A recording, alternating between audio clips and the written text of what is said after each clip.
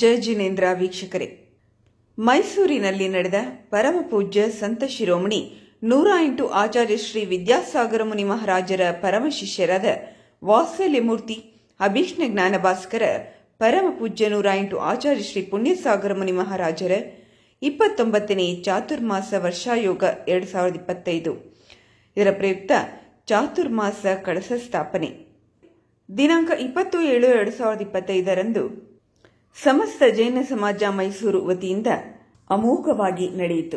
ಕಾರ್ಯಕ್ರಮದಲ್ಲಿ ಪರಮಪೂಜ್ಯ ಸ್ವಸ್ತಿ ಶ್ರೀ ಭುವನಕೀರ್ತಿ ಭಟ್ಟಾರಕ ಭಟ್ಟಾಚಾರ್ಯವರೇ ಮಹಾಸ್ವಾಮೀಜಿಗಳವರು, ಪರಮಪೂಜ್ಯ ಸ್ವಸ್ತಿ ಶ್ರೀ ಭಾನುಕೀರ್ತಿ ಭಟ್ಟಾರಕ ಭಟ್ಟಾಚಾರ್ಯವರೇ ಮಹಾಸ್ವಾಮೀಜಿಗಳವರು, ಪರಮಪೂಜ್ಯ ಸ್ವಸ್ತಿ ಶ್ರೀ ಭಟ್ಟಾಕಲಂಕ ಭಟ್ಟಾರಕ ಭಟ್ಟಾಚಾರ್ಯವರೇ ಮಹಾಸ್ವಾಮೀಜಿಗಳವರು ಹಾಗೂ ಬ್ರಹ್ಮಚಾರಿ ಸೋಮದೇವ ಬಯ್ಯಾಜಿ ಇವರುಗಳ ಸಾನ್ನಿಧ್ಯದಲ್ಲಿ ಕೋಟೆ ಶಾಂತಿನಾಥ ಸ್ವಾಮೀಜಿನ ಮಂದಿರದಿಂದ ಎಂಎಲ್ ವರ್ಧಮಾನೆಯ ಜೈನ್ ಬೋರ್ಡಿಂಗ್ ವರೆಗೆ ಮೆರವಣಿಗೆ ನಡೆದು ನಂತರ ಕಳಸಗಳ ಹರಾಜು ಪ್ರಕ್ರಿಯೆ ನಡೆದು ಮಂಗಳ ದ್ರವ್ಯಗಳನ್ನು ಕಳಸಗಳಲ್ಲಿ ಸ್ಥಾಪಿಸುವ ಮೂಲಕ ವೈಭವವಾಗಿ ಕಳಸ ಸ್ಥಾಪನಾ ಕಾರ್ಯಕ್ರಮ ನಡೆಯಿತು.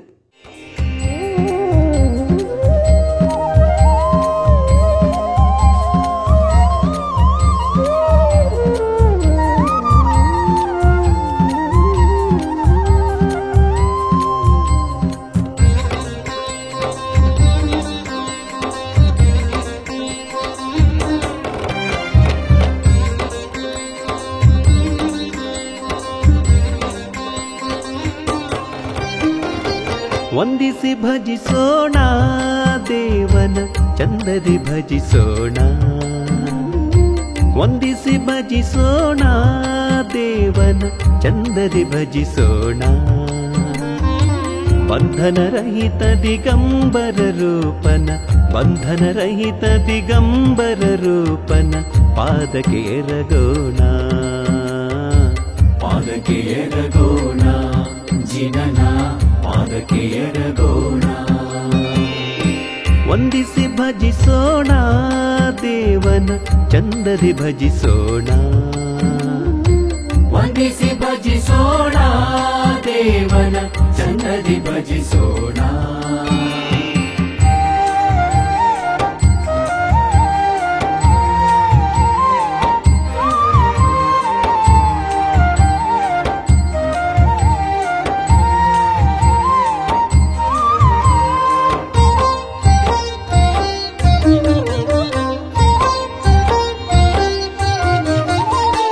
ಮದನನ ಮದವನ್ನು ಶೀಘ್ರತೆ ವಧಿಸಿದ ಯೋಗಿಯನು, ಮದನನ ಮದವನ್ನು ಶೀಘ್ರತೆ ವಧಿಸಿದ ಯೋಗಿಯನು.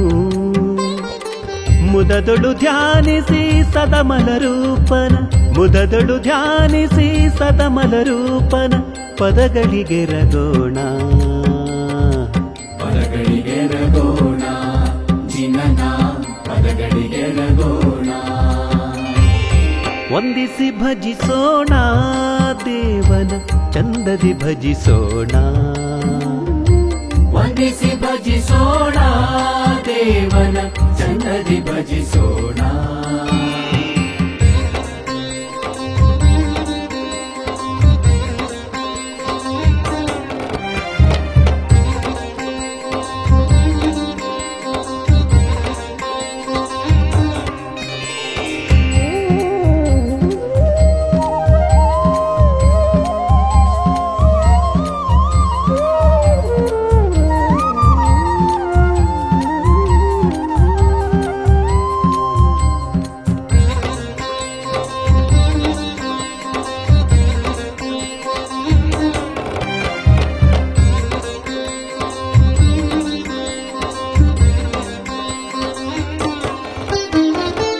ಅತಿಶಯ ರೂಪನನು ಕೋಮಲ ಕಾಂತಿಯ ಪುಂಜನನು, ಅತಿಶಯ ರೂಪನನು ಕೋಮಲ ಕಾಂತಿಯ ಪುಂಜನನು. ಪ್ರತಿಹಾರ್ಯ ವಿರಾಜಿತ ದೇವನ, ಪ್ರತಿಹಾರ್ಯ ವಿರಾಜಿತ ದೇವನ ಜುರಿಪದ ಕೆರಗೋಣ, ಜುರಿಪದ ಕೆರಗೋಣ ಜಿನನ ಪದ ಕೆರಗೋಣ. ವಂದಿಸಿ ಭಜಿಸೋಣ ದೇವನ ಚಂದದಿ ಭಜಿಸೋಣ. ವಂದಿಸಿ ಭಜಿಸೋಣ ದೇವನ ಚನ್ನದಿ ಭಜಿಸೋಣ.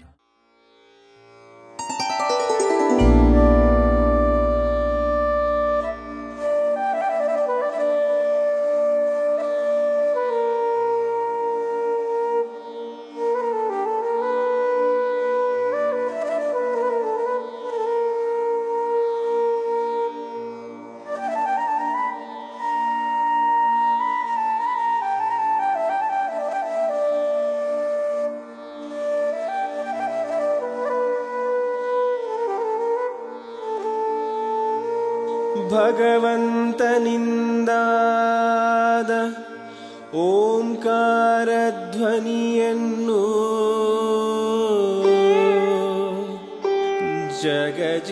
ಜಗಜೀವಿಗಳಿಗೆ ವಿಸ್ತರಿಸಿ ಸುಗಮದಿಂದ ರುಹಿದ ಗೌತಮ ಗಣಧರರ ಯುಗಲ ಚರಣಾಬ್ಜಕ್ಕೆ ವಂದನೆಯು. ಜಿನ ಮಹಾವೀರರ ವರಶಿಷ್ಯ ಗೌತಮ ಗಣಧರರು ಪರಮ ಪಾವನರು ಜಿನರು ಮುಕ್ತಿಯ ಹೊಂದಿದ ದಿನವೇ ಕೇವಲ ಜ್ಞಾನಿಯಾದವರ್ಗೆ ವಂದನೆಯು. ಶ್ರೀ ಗುರುವರ ಜೈ ಮುನಿವರ, ಶ್ರೀ ಗುರುವರ ಜೈ ಮುನಿವರ.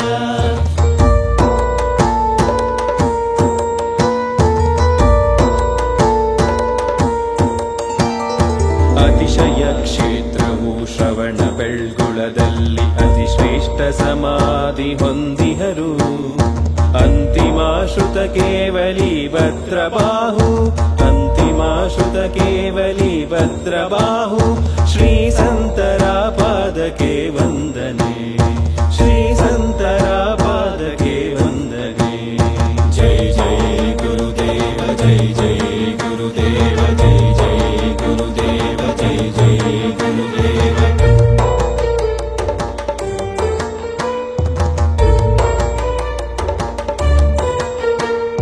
ಶ್ರೀ ಭದ್ರಬಾಹು ಜಿನಚಂದ್ರರ ಶಿಷ್ಯರು, ಕುಂದ ಕುಂದಾರ್ಯ ಗುರುವರರು. ಸುಂದರ ಸಮಯ ಸಾರವು ನಿಯಮ ಸಾರಾದಿ, ಸುಂದರ ಸಮಯ ಸಾರವು ನಿಯಮ ಸಾರಾದಿ. ಉದ್ಗ್ರಂಥ ರಚಿತರ್ಗೆ ವಂದನೆಯು, ಉದ್ಗ್ರಂಥ ರಚಿತರ್ಗೆ ವಂದನೆಯು. ದೇವಶ್ರೀ ಸಮಂತ ಭದ್ರಾಚಾರ್ಯವರ್ಯರು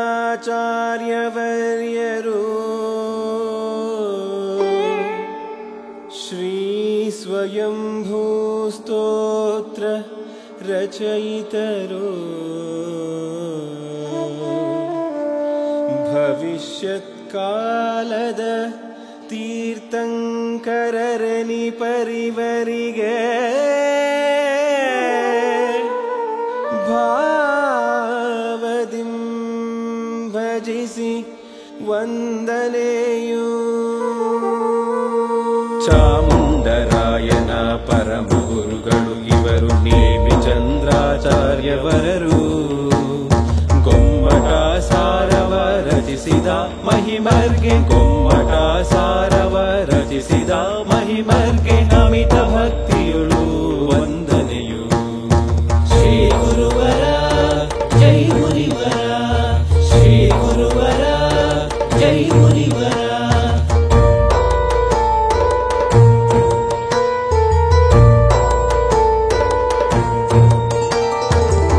ಧರೆಯೊಳು ಧರ್ಮದ ಪುನರುತ್ಥಾನವಗೈದ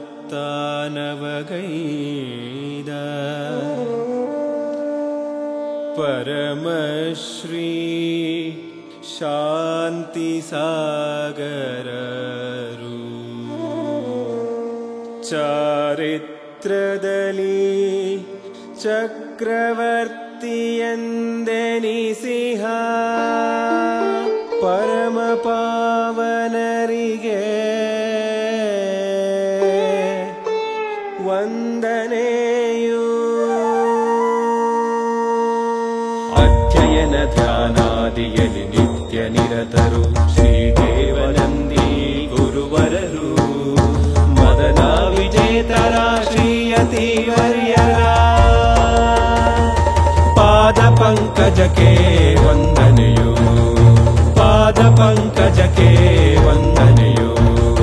ಪಾದ ಪಂಕಜಕ್ಕೆ ವಂದನೆಯು. ಶ್ರೀ ಗುರುವರ ಜೈ ಮುನಿವರ, ಶ್ರೀ ಗುರುವರ ಜೈ ಮುನಿವರ.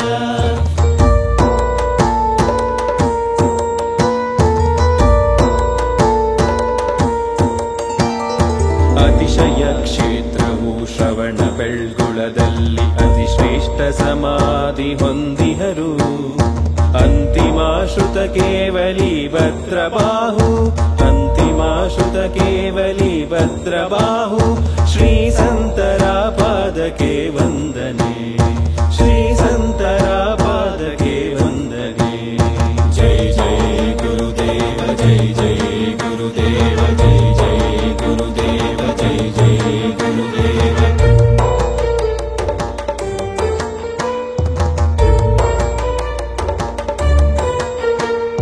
ಶ್ರೀಭದ್ರಬಾಹು ಜಿನಚಂದ್ರರ ಶಿಷ್ಯರು.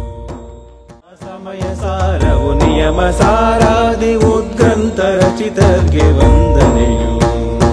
ಉದ್ಗ್ರಂಥ ರಚಿತರ್ಗೆ ವಂದನೆಯು. ದೇವಶ್ರೀ ಸಮಂತ ಭದ್ರಾಚಾರ್ಯವರ್ಯರು ಶ್ರೀ ಸ್ವಯಂಭೂ ಸ್ತೋತ್ರ ರಚಯಿತರು ಭವಿಷ್ಯತ್ ಕಾಲದ ತೀರ್ಥಂಕರರನಿ ಪರಿವರಿಗೆ ಭಾವದಿಂ. ಇವತ್ತು ಸ್ವಲ್ಪ ಮೈಸೂರಿಗೆ ಬಣ್ಣ ಮೆರುಗು ಜಾಸ್ತಿ ಬಂದಂಗೆ ಕಾಣಿಸುತ್ತೆ, ಹಾಗೆ ಭಾಳ ಸಂತೋಷ. ವಿಶೇಷ ಏನಂತಂದರೆ ಮಹಾರಾಜರು ಇಲ್ಲಿ 29 ಕಳಶಗಳಿದ್ದ ಆಗಲಿ. ವಿಶೇಷ ಅದರಲ್ಲಿ ಏನಿದೆ ಅಂತ ಹೇಳಿದ್ರೆ ಮುನಿಗಳ ಮೂಲ ಗುಣಗಳು 28 ಇರ್ತದೆ ಅದರಲ್ಲಿ. ಮತ್ತು ಆಚಾರ್ಯ ಶ್ರೀಯವರು ಆಗಿದ್ದು ಇದು ಮೊದಲನೇ ಸಾರಿ. ಬಾಕಿ ಎಲ್ಲ ಕಡೆಗೂ ಪುಣ್ಯಸಾಗರ ಮುನಿ ಮಹಾರಾಜರಿದ್ದರು. ಮೈಸೂರಿನಲ್ಲಿ ಆಚಾರ್ಯರಾದ ನಂತರ ಪ್ರಥಮ ಬಾರಿಗೆ ಆಚಾರ್ಯ ಶ್ರೀ ಪುಣ್ಯಸಾಗರ ಮಹಾರಾಜರವರ ಚಾತುರ್ಮಾಸ ಸಿಗ್ತಾ ಇರ್ತಾರೆ. ಇದು ನಿಮಗೆ ಭಾಳ ವಿಶೇಷ. ಅದಕ್ಕೆ ಹೇಳ್ತಿರೋದು, ನಾವು ನಿಮ್ಮ ಬಣ್ಣ ನೋಡಿ ಹೇಳಿದ್ದಲ್ಲ. ಮಹಾರಾಜರು ಆಚಾರ್ಯರಾಗಿ ಪ್ರಥಮ ಬಾರಿಗೆ ಮೈಸೂರಿನಲ್ಲಿ ಚಾತುರ್ಮಾಸ ಮಾಡ್ತಾ ಇರೋದ್ರಿಂದ ಭಾಳ ಸಂತೋಷವಾಗಿದೆ. ಎಲ್ಲರ ಮನಸ್ಸಿನಲ್ಲಿ ಮನಸ್ಸಿನ ಬಣ್ಣ ಚೆನ್ನಾಗಾಗಿದೆ ಈಗ ಅಂತ ಹೇಳಿ. ಈ ಚಾತುರ್ಮಾಸವು ಕೇವಲ ಮುನಿಗಳಿಗೆ ಅಷ್ಟೇ ಅಲ್ಲ, ಮುನಿಗಳು ದೊಡ್ಡ ಪ್ರಮಾಣದಲ್ಲಿ ಚಾತುರ್ಮಾಸವನ್ನು ಆಚರಣೆ ಮಾಡಿದರೆ ಶ್ರಾವಕರು ಅನುವ್ರತ ರೂಪದಲ್ಲಾರು ಆಚರಣೆ ಮಾಡಬೇಕಂತೇಳಿ ಧರ್ಮಾಚಾರ್ಯರ ಆದೇಶವಿದೆ. ಆದರೆ ಎಷ್ಟು ಜನ ಮಾಡ್ತಾರೆ, ಎಷ್ಟು ಜನ ಬಿಡ್ತಾರೆ ಅದು ಗೊತ್ತಿಲ್ಲ. ಅಂತ ಮಾಡಿದಂತೂ ಮಾಡಲೇಬೇಕು. ಯಾಕೆಂತ ಹೇಳಿದ್ರೆ ವರ್ಷದಲ್ಲಿ 3 ಮಾಸ ಬರ್ತದೆ: ಆಷಾಢ, ಕಾರ್ತಿಕ, ಫಾಲ್ಗುಣ. ಫಾಲ್ಗುಣದಲ್ಲಿ ಬೇಸಿಗೆ ಅಂತ ಆಗ್ತದೆ, ಕಾರ್ತಿಕದಲ್ಲಿ ಚಳಿಗಾಲ ಅಂತ ಆಗ್ತದೆ, ಆದರೆ ಆಷಾಢದಲ್ಲಿ ಮಳೆಗಾಲ ಅಂತ. ಈ ಮಳೆಗಾಲದ ಸಮಯದಲ್ಲಿ ಮಳೆ ಹೆಚ್ಚಾಗಿ ಬರುತ್ತೋ ಇರುವ ಕಾರಣವಾಗಿ ಭೂಮಿಯಲ್ಲಿ ಅಸಂಖ್ಯಾತ ಕ್ರಿಮಿಕೀಟಗಳ ಉತ್ಪನ್ನವಾಗ್ತದೆ. ನಾವು ಒಂದು ಕಡೆಯಿಂದ ಮತ್ತೊಂದು ಕಡೆ ಹೋಗಬೇಕಾದ್ರೆ ಎಷ್ಟೋ ಜೀವಿಗಳು ನಮಗೆ ಕಣ್ಣಿಗೆ ಕಾಣಿಸದೆ ಅವು ನಿಧನ ಆಗ್ತವೆ, ಅಂದರೆ ಸಾಯ್ತವೆ. ಅದಕ್ಕೋಸ್ಕರ ಆಚಾರ್ಯ ಏನು ಮಾಡ್ತಾರೆ ಅಂತ ಹೇಳಿದರೆ ಹಿರಿಯಾಪತ ಶುದ್ಧಿ ಅಂಥೇಳಿ, ಅಂದರೆ ಒಂದು ಮಳ ದೂರ ನೋಡಿಕೊಂಡು ಅವರು ವಿಹಾರ ಮಾಡ್ತಾರೆ. ಇಂಥ ಸಮಯದಲ್ಲಿ ನಮ್ಮಲ್ಲಿ ಮನಸ್ಸಲ್ಲಿ ಏನಿರಬೇಕಂತ ಹೇಳಿದ್ರೆ, ಯಾವ ಕಾರಣಕ್ಕೂ ಸಹಿತ ಏಕೇಂದ್ರದಿಂದ ಹಿಡಿದು ಪಂಚೇಂದ್ರವರೆಗಿರ್ತಕ್ಕಂಥ ಜೀವಗಳಿಗೆ ನಮ್ಮಿಂದ ತೊಂದರೆ ಆಗಬಾರ್ದು, ಜೀವಗಳ ಹತ್ಯೆ ಆಗಬಾರ್ದು, ಅದು ಮನಸ್ಸನ್ನು ಸಹಿತ ವಹಿಸಬಾರ್ದು ಅನ್ನೋ ಭಾವನೆ ನಮ್ಮ ಎಲ್ಲರಲ್ಲೂ ಇರಬೇಕಾಗ್ತದೆ. ಈ ತಿಂಗಳಲ್ಲಿ ಒಂದೊಂದು ತಿಂಗಳಕ್ಕಿಂತ ಒಂದೊಂದು ತಿಂಗಳ ಅತಿ ಹೆಚ್ಚಿನ ಮಹತ್ವವನ್ನು ಪ್ರಾಪ್ತಿ ಮಾಡ್ಕೋತಾ ಹೋಗ್ತಾ ಇರ್ತದೆ. ಅಷ್ಟು ತಿಂಗಳುಗಳು ಇಲ್ಲಿ ಬರ್ತಾ ಇರ್ತವೆ. ಮೊದಲನೇ ತಿಂಗಳು ಆಷಾಢದಲ್ಲಿ ಅನೇಕರು ಮಂಗಲ ಕಾರ್ಯಗಳನ್ನು ಮಾಡದೆ ಮನೆಯಲ್ಲೇ ಕೂತಿರ್ತಾರೆ. ಅದಕ್ಕೆ ನೀವು ಮಂಗಲ ಕಾರ್ಯ ಮಾಡೋದು ಬೇಡ, ಮನೆಯಲ್ಲಿ ಮಂಗಲ ಪ್ರವಚನವನ್ನು ಕೇಳಿ ಅಂತೇಳಿ ಮಹಾರಾಜ ಹತ್ರ ಕರ್ಕೊಂಡು ಬರ್ತಾ ಇರ್ತಾರೆ. ಎರಡನೇ ತಿಂಗಳು ಶ್ರಾವಣ ಅಂದ್ರೆ ನಿಮಗೆ ಗೊತ್ತಾಗ್ತದೆ, ಶ್ರಾವಣ ಮಾಸದಲ್ಲಿ ಕೇಳಬೇಕಂತ, ಮಾತಾಡಬಾರ್ದಂತ. ಏನು ಹೇಳಿ? ಶ್ರಾವಣ ಮಾಸದಲ್ಲಿ ಕೇಳಬೇಕು, ಮಾತಾಡಬಾರ್ದು ಅಂತ ಹೇಳ್ತಾರೆ. ಕೇಳಬೇಕು ಅಂತ ಹೇಳಿದ್ರೆ ಏನು ಕೇಳಬೇಕು? ಮನೆಯಲ್ಲಿ ಕೂತ್ಕೊಂಡು ಟಿ ವಿಯಲ್ಲಿ ಬರ್ತಕ್ಕಂಥ ಸೌಂಡ್ ಕೇಳೋದಲ್ಲ, ಹೆಡ್ಫೋನ್ ಹಾಕ್ಕೊಂಡು ವಾಟ್ಸಪ್ಪಲ್ಲಿ ಬರ್ತಕ್ಕಂಥ ರೀಲ್ಸ್ ನೋಡಿ ಅದನ್ನು ಕೇಳೋದಲ್ಲ, ಇಲ್ಲ ಬೇರೆ ಇನ್ಯಾವುದನ್ನು ಹೆಂಡತಿ ಬೈಗಳನ್ನು ಇಲ್ಲ ಗಂಡನ ಬೈಗಳನ್ನು ಕೇಳೋದಲ್ಲ. ಏನು ಕೇಳಬೇಕು ಅಂತ ಹೇಳಿದ್ರೆ, ಮಠದಲ್ಲಿ ಬಂದು ಇಲ್ಲ ಇಂಥ ಮಂದಿರದಲ್ಲಿ ಬಂದು ಮಹಾರಾಜರ ಸಾನ್ನಿಧ್ಯದಲ್ಲಿ ಬಂದು ಮಂಗಲ ಪ್ರವಚನವನ್ನು ಕೇಳಿ ಅಂತೇಳಿ ತಿಳಿಸ್ತಾರೆ. ಈ ಎರಡನೇ ತಿಂಗಳಲ್ಲಿ ಹೀಗಾಯಿತು. ಆ ನಂತರ ಬರ್ತಕ್ಕಂಥದ್ದು ನಮಗೆ ಭಾದ್ರಪದ ಮಾಸ. ಭಾದ್ರಪದ ಮಾಸ ಭದ್ರವಾದ ಪದವನ್ನು ಕೊಡ್ತಕ್ಕಂಥ ಮಾಸ ಅಂತ ಹೇಳ್ತಾರೆ. ಭಾದ್ರಪದ ಮಾಸ ಏನಿದೆಯಲ್ಲ, ಈ ಮಾಸಗಳ ರಾಜ ಅಂತೆ. 12 ತಿಂಗಳಿಗೆ ರಾಜ ಯಾವುದು ಅಂತ ಹೇಳಿದ್ರೆ ಭಾದ್ರಪದ ಮಾಸ ಅಂತ ಹೇಳ್ತಾರೆ. ಆ ಭಾದ್ರಪದ ಮಾಸದ 15 ದಿನಗಳಲ್ಲಿ ಸುಮಾರು 36 ನೋಂಪಿಗಳು ಅದರಲ್ಲಿ ಬರ್ತಾ ಇರ್ತದೆ. ಆ ನೋಂಪಿಗಳನ್ನು ಆಚರಣೆ ಮಾಡ್ತಕ್ಕಂಥ ವಿಧಿಗಳನ್ನು ಅಲ್ಲಿ ತಿಳಿಸ್ತಾ ಹೋಗ್ತಾರೆ. ಒಂದಕ್ಕಿಂತ ಒಂದು ವಿಶೇಷವಾಗಿರ್ತಕ್ಕಂಥ ನೋಂಪಿಗಳ ಆ ಒಂದು ಭಾದ್ರಪದ ಶುಕ್ಲ ಪಕ್ಷದಲ್ಲಿ ನಾವು ಆಚರಣೆ ಮಾಡ್ಲಿಕ್ಕೆ ಬರ್ತದೆ. ಅಷ್ಟು ವಿಶೇಷವಾಗಿರ್ತಕ್ಕಂಥ ಮಾಸ, ಆತ್ಮನಿಗೆ ಭದ್ರವಾದ ಪದವಿಯನ್ನು ಕೊಡ್ತಕ್ಕಂಥ ಮಾಸ ಅಂತ ತಿಳಿಸ್ತಾರೆ. ಅದರ ನಂತರ ಬರ್ತಕ್ಕಂಥದ್ದು ನಮಗೆ ಆಶ್ವೀಜ ಮಾಸ. ಆಶ್ವೀಜ ಮಾಸದಲ್ಲಿ ದಸರಾ ಬರ್ತದೆ. ಆ ನಂತರ ಬಂದ ತಕ್ಷಣ ಆಶ್ವೀಜ ಮಾಸ ಮುಗಿಸ್ಕೊಟ್ಟ ತಕ್ಷಣ ಅವಾಗಲೇ ನಮ್ದೆಲ್ಲ ಪೂಜೆಗಳು ಪ್ರಾರಂಭ ಆಗ್ತದೆ. ಘಟ ಸ್ಥಾಪನೆ ಮಾಡ್ತಾರೆ, ನವರಾತ್ರಿ ಮಾಡ್ಕೋತಾರೆ, ಆ ನಂತರ ವಿಜಯದಶಮಿ ಮಾಡ್ಕೋತಾರೆ, ಇನ್ನು ಅನೇಕ ಕೆಲಸಗಳು ಪ್ರಾರಂಭ ಆಗ್ತದೆ. ಅದರ ನಂತರ ಬರ್ತಕ್ಕಂಥದ್ದು ಕಾರ್ತಿಕ ಮಾಸದಲ್ಲಿ ಚಾತುರ್ಮಾಸದ ಮಂಗಲ ಕ್ರಿಯೆಗಳನ್ನು ವಿಸರ್ಜನೆ ಮಾಡ್ತಾರೆ. ಈ 4 ತಿಂಗಳುಗಳು ಏನಿದೆ ನಮಗೂ ಕೂಡ ಹಾಗೆ ಶ್ರಾವಕರಿಗೂ ಆಯಿತು, ಆ ನಂತರ ಮುನಿ ಧರ್ಮವೂ ಆಯಿತು. ಉತ್ಕೃಷ್ಟ ಧರ್ಮಗಳನ್ನು ಆಚರಣೆ ಮಾಡಲಿಕ್ಕೆ ಅತ್ಯಂತ ಅನುಕೂಲಕರವಾಗಿರ್ತಕ್ಕಂಥ ಮಾಸಗಳು ಅಂತೇಳಿ ತಿಳಿಸ್ತಾರೆ. ಈ ಚಾತುರ್ಮಾಸ ನಮಗೆಲ್ಲರಿಗೂ ಭಾಳ ಹಿಡಿಸ್ತದೆ. ಯಾಕಂದರೆ ಚಳಿಗಾಲ, ಮಳೆಗಾಲ, ಬೇಸಿಗೆಗಾಲ ಇದು ಕಳೆದ ನಂತರ ಈಗ ನಮಗೆ ಸಮುತುಷ್ಣತಃ ನಮಗೆಲ್ಲರಿಗೂ ಈ ಚಾತುರ್ಮಾಸದಲ್ಲಿ ಮನಸ್ಸಿನಲ್ಲಿ ಎಷ್ಟು ಕೊಳೆ ಇದೆಯಲ್ಲ, ಆ ಎಲ್ಲ ಕೊಳೆಯನ್ನು ಕಳಿಬೇಕಂತಂದ್ರೆ ಎಷ್ಟು ದೂರಿಂದ ಆದರೂ ಮಧ್ಯಪ್ರದೇಶ ಇರ್ಬೋದು, ಉತ್ತರ ಪ್ರದೇಶ ಇರ್ಬೋದು, ಮಹಾರಾಷ್ಟ್ರ ಇರ್ಬೋದು, ಬೆಂಗಳೂರಾಗ ಎಷ್ಟೋ ಜನ ಅದಾರ. ಅವರೆಲ್ಲರೂ ಈ ಮೈಸೂರಿಗೆ ಬಂದೇ ಹೋಗ್ತಾರೆ. ಮೈಸೂರು ಅಂದರೆ ದೊಡ್ಡದೊಂದು ದರ್ಬಾಗಲಿದ್ದಂಗೆ, ಇಲ್ಲೆಲ್ಲರೂ ಬರಲೇಬೇಕು. ಯಾಕಂದರೆ ಅಚ್ಚ ಕನ್ನಡ ಇದೆ, ಇಲ್ಲಿ ತಿಳಿಯುವಂಥ ಭಾಷೆ, ಎಲ್ಲ ಥರದ್ದು ಮನಸ್ಸು ಶಾಂತಿ ಸಿಗಬೇಕಾದ್ರೆ ನಾವು ಯಾವಾಗಾದರೂ ಮೈಸೂರನ್ನು ನೋಡಿಲ್ಲ. ಆದರೆ ಮೈಸೂರು ಭಾರತದಲ್ಲಿ ಕರ್ನಾಟಕದೊಳಗಿದೆ. ಇಂಥ ಮೈಸೂರದೊಳಗೆ ನಾವೆಲ್ಲರೂ ಬಂದು ಸೇರಿಕೊಂಡಿಪ್ಪ ಅಂತಂದ್ರೆ ಯಾರಾದರೂ ಕೂಡ ಮೈಸೂರೊಳಗೆ ಬಂದರೆ ಅಶಾಂತಿಯಾಗಿ ಹೋಗೋದಿಲ್ಲ, ಶಾಂತಿಪೂರ್ವಕ ಶಾಂತಿ ರೀತಿಯಾಗಿ ಹೋಗ್ತಾರೆ. ಇದು ಒಂದು ಮೈಸೂರದ ಕಲಾ, ಇದು ಮೈಸೂರದ ಇದು ಒಂದು ವರ್ಣನ. ಮೈಸೂರದೊಳಗೆ ಶಕ್ತಿ ಭಾಳ ಇದೆ. ಆಧ್ಯಾತ್ಮಿಕ ದೃಷ್ಟಿಯಿಂದ ರಾಜರು, ಮಹಾರಾಜರು ಎಲ್ಲರೂ ಕೂಡ ಇಲ್ಲೇ, ತೀರ್ಥಂಕರು ಬಂದು ಹೋಗ್ಯಾರಿಲ್ಲೇ. ಚತುರ್ಥ ಕಾಲದೊಳಗೆ ಭರ್ತ ಭೂಮಿ ಇದೆ ಇದು. ಇಲ್ಲಿ ಎಲ್ಲ ತೀರ್ಥಂಕರು ಕೂಡ ಇಲ್ಲಿ ಬಂದು ಹೋಗಿದ್ದಕ್ಕೆ ಈ ವಿಹಾರ ಎಲ್ಲ ಕಡೆಯೂ ಆಗ್ತೈತಿ. 4 ದಿಕ್ಕಿಗೆ ವಿಹಾರ ಆಗ್ತಾ ಇರ್ತದೆ. ಆದ್ರೆ ಇಲ್ಲಿ ಎಷ್ಟು ಚೆನ್ನಾಗಿ ಅನಿಸ್ತದೆ ಅಂತಂದರೆ, ಈ ಚಾತುರ್ಮಾಸವನ್ನು ನೀವೆಲ್ಲರೂ ಆಚರಣೆ ಮಾಡಲಿಕ್ಕೆ ಭಾಳ ಕುತೂಹಲ ಇದೆ ನಿಮ್ಮ ಮನಸ್ಸಿನಾಗ. ನಿಮ್ಮ ಮನಸ್ಸಿನೊಳಗೆ ಬಹಳ ತುಂಬಿ ಬಂದೈತಿ, ತುಂಬಿ ಹರಿತೈತಿ. ಏನು ಜ್ಞಾನದ ಗಂಗಾ. ಇದನ್ನು ನಾವು ಸರಿಯಾಗಿ 4 ತಿಂಗಳ ತಕ್ಕ ಇದನ್ನು ಸಮಯ ಹಾಳು ಮಾಡ್ದಂಗೆ ಮೂಲ್ಯವಾದಂಥ ಸಮಯವನ್ನು ತಗೊಂಡು ನಾವು ಇದನ್ನು ಇಷ್ಟೆಲ್ಲ ನೋಡ್ರಿ ಶುಭ್ರವಾಗಿ ನಾನು ಇಷ್ಟೊಂದು ಎಲ್ಲ ಸಮಯ ಸಿಗ್ತೈತೆ ಇಲ್ಲ ಅಂತ ಮಾಡಿದ್ದೆ. ಖರೆ ಆಹಾರಚರ್ಯ ಕುಟಿ ಬಸ್ತಿ ಒಳಗೆ ಆಯಿತು. ಎಷ್ಟು ಪುಣ್ಯ ಮಾಡಿರಿ ನೀವು. ಅಲ್ಲಿ ಒಂದು ಕೂಡ ಶಾಂತಿನಾಥ ಮೂರ್ತಿ, ಆ ಮೂರ್ತಿಯಿಂದ ಹಿಡ್ಕೊಂಡು ಅಲ್ಲಿಂದ ಎಷ್ಟು ಶಾಂತವಾಗಿ ಇವತ್ತು ನಾನು ಎಲ್ಲಿ ಕೂಡ ಈ ಚಾತುರ್ಮಾಸದೊಳಗೆ ನಾನು ಮೆರವಣಿಗೆ ಮಾಡೋದಿಲ್ಲ. ಆದರೆ ನನಗೇನು ಅನ್ನಿಸ್ತು, ಅಲ್ಲಿಂದನೇ ಮೆರವಣಿಗೆ ಬರಬೇಕಂತೇಳಿ ಇದು ಒಂದು ಪ್ರಭಾವನ ಅಂಗದಿಂದ ಮಾಡಿದೆ ನಾನು. ಭಾರಿ ಸಮಯ ಭಾಳ ಸದುಪಯೋಗ ಮಾಡ್ಕೊಂಡ್ರಿ ನೀವು. ಅದು ಒಂದು ಎಲ್ಲ ದೇವತೆಗಳು ನೋಡಿ ಖುಷಿಪಟ್ಟರು, ಎಲ್ಲ ಜೀವಗಳು ನೋಡಿ ಖುಷಿಪಟ್ಟರು ಆನಂದದಿಂದ.